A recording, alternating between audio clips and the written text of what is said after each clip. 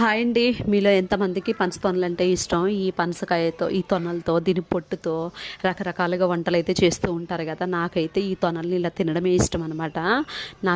ఇంకా నా గురించి అని చెప్పి మా హస్బెండ్ బయటికి మార్కెట్‌కి వెళ్ళినప్పుడు ఎక్కడైనా కనిపిస్తే ఖచ్చితంగా తీసుకొస్తారు. ఇంకా ఫిష్ కూడా తీసుకొచ్చారు అమ్మ వాళ్ళు ఉన్నారని చెప్పి.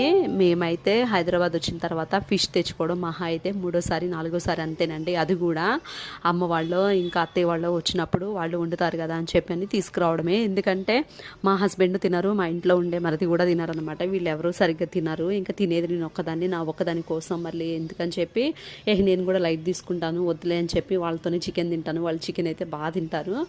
ఇక ఫిష్ని అయితే ఇంకా అక్కడనే ముక్కలై కొట్టించుకొచ్చేసారు. ఇంకా వాటిని లెమను కలులుప్పు అంటారు కదండి, ఇంక ఈ రెండు రెండు వేసి అయితే నీట్గా ఒక 3-4 టైమ్స్ అయితే నీట్గా వాష్ చేశాను. వాష్ చేసిన తర్వాత ఇంక ఈ కర్రీ అయితే అమ్మ వాళ్ళే వండేశారు.